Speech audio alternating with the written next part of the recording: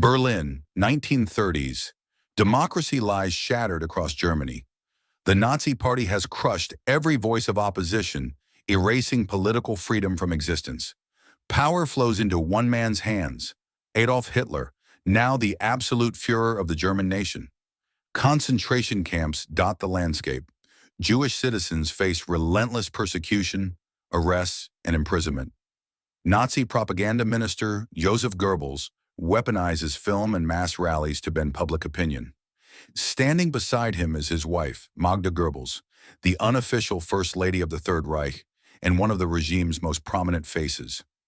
What dark secrets lie behind this woman who would eventually murder her own 6 children?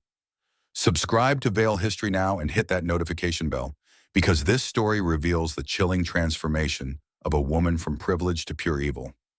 Johanna Maria Magdalena Ritschl entered the world on November 11, 1901 in Berlin. Her father, Oskar Ritschl, built his fortune as a construction contractor and engineer. Her mother, Augusta Behrend, worked as a servant before marriage. The union barely survived Magda's early childhood. By age 3, her parents divorced. Everything changed in 1908 when Augusta married Richard Friedlander, a prosperous leather goods merchant from a respected Jewish German family. Young Magda took her stepfather's surname after he formally adopted her. Their bond grew remarkably strong. Friedlander provided Magda with financial security and genuine affection, treating her as his own daughter. Brussels became home for the Friedlanders. Magda enrolled at the prestigious Ursuline convent, receiving an exceptional Catholic education that shaped her future sophistication. She learned French fluently, studied music, and developed refined manners that would later serve her well in elite Nazi circles. When World War I erupted in 1914, the family fled back to Berlin. That same year, Auguste divorced Richard Friedlander, though he remained supportive in Magda's life, continuing to fund her education. During her school years in Berlin, Magda fell deeply for Haim Arlosoroff, a brilliant young Jewish student who embraced socialist Zionism with passionate conviction. Their relationship burned with intensity throughout the early 1920s. According to Haim's sister, Magda wore a Star of David necklace he gifted her with pride. They spent countless hours discussing their shared dream of building a Jewish homeland in Palestine. The couple even made concrete plans to emigrate together to British-controlled Palestine. Yet their romance crumbled under the weight of practical realities and family pressures. Haim departed for Palestine in 1924, leaving Magda behind in Berlin. This relationship would later become an embarrassing secret that the Nazi regime worked desperately to conceal. One fateful morning in 1920, Magda's train ride to school introduced her to Günther Quandt, a wealthy widower, double her age, who had lost his first wife to influenza.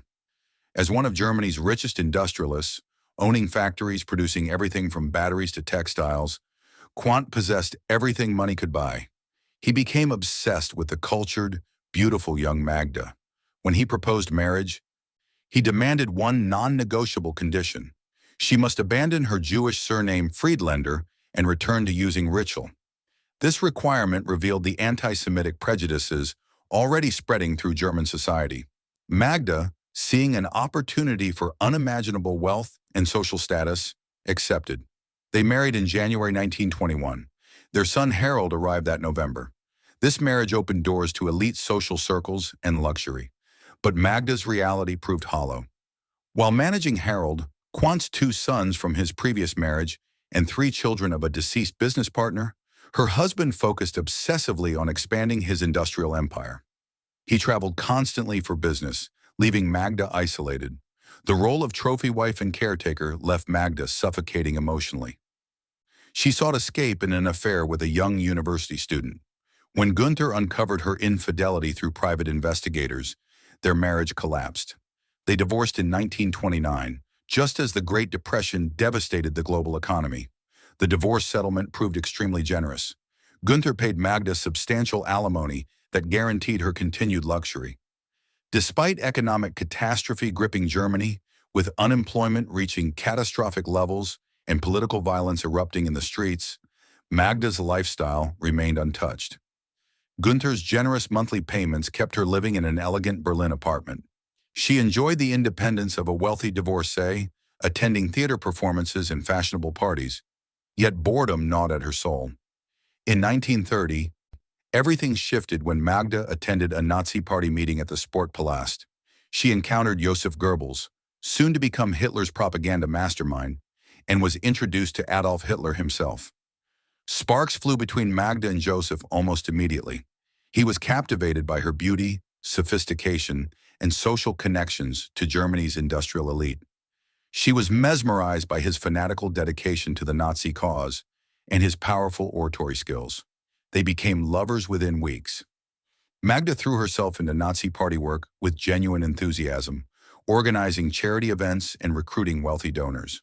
They married in December 1931.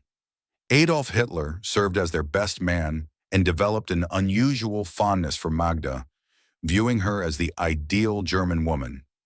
He frequently stayed in their luxurious Berlin apartment, becoming part of their inner circle. When Hitler seized power as Germany's chancellor in January 1933, Magda's status skyrocketed overnight. She became the Third Reich's unofficial First Lady because Hitler kept his relationship with Eva Braun completely hidden from the German public. Hitler deliberately cultivated an image of complete celibacy, a man devoted entirely to Germany's resurrection. Between 1932 and 1940, Magda and Joseph produced 6 children in rapid succession. Each child's name began with H, honoring Hitler: Helga, Hildegard, Helmut, Holdine, Hedwig, and Heidrun. Nazi propaganda cameras captured Hitler playing with the Goebbels children, presenting them to the German people as the ideal Aryan family. They belonged to Hitler's exclusive inner circle at Berghof, his mountain retreat in the Bavarian Alps. The public saw perfection in carefully staged photographs. Reality told a drastically different story. Joseph was a compulsive womanizer who used his position to seduce actresses. Magda knew about his affairs but felt trapped by her public role. Around the 1936 Berlin Olympics, Joseph fell genuinely in love with Czech actress Lida Barova. He became so obsessed that he openly discussed divorcing Magda. When Magda could no longer tolerate the humiliation, she approached Hitler directly in summer 1938, requesting permission to divorce Joseph. Hitler exploded with rage at the scandal. He intervened forcefully, ordering Joseph to end the affair immediately or face removal from all positions. Barova fled to Prague.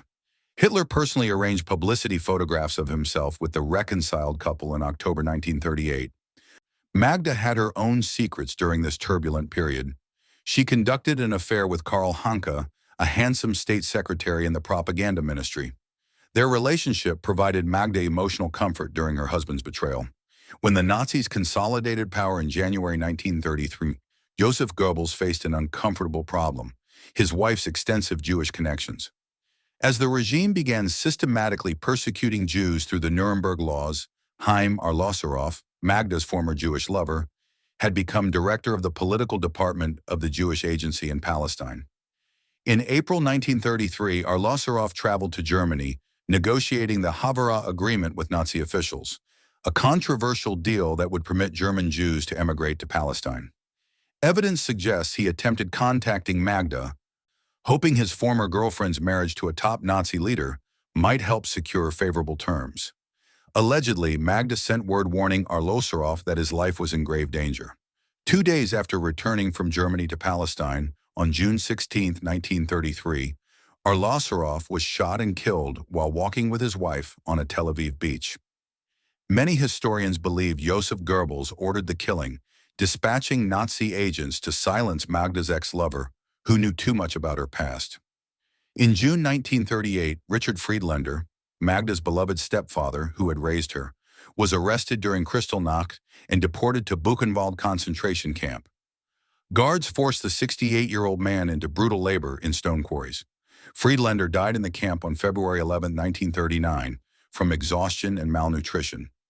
No evidence exists that Magda used her immense influence with Hitler to intervene. Her silence represented a complete betrayal of the Jewish stepfather who had loved her unconditionally. World War II ignited on September 1, 1939. Harald, Magda's son from her first marriage, became a Luftwaffe pilot.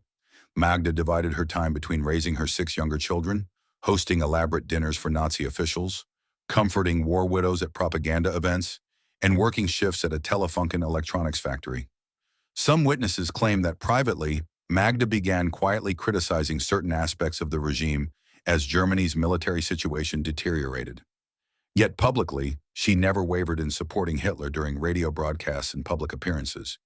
She knew about the Holocaust, the systematic murder of millions in death camps. She understood completely that if Germany lost the war, there would be no mercy for the Nazi elite. Depression consumed her as the war turned against Germany. Severe physical pain from trigeminal neuralgia left her frequently bedridden, requiring morphine injections. As Soviet forces advanced toward Berlin in early 1945, Magda refused all suggestions to flee to safety with her children. In April 1945, Soviet artillery bombarded Berlin relentlessly.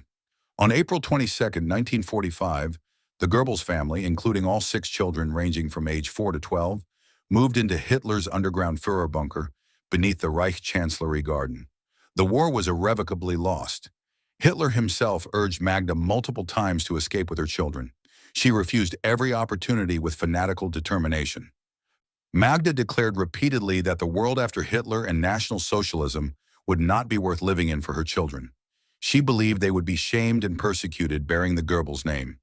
After Hitler and Eva Braun committed suicide on April 30, 1945, Magda and Joseph made their final decision. They would follow their Führer into death the next day, taking their children with them.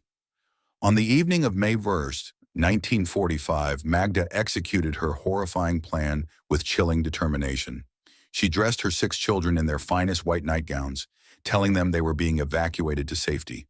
She ordered SS dentist Helmut Kunz to inject each child with morphine, rendering them unconscious.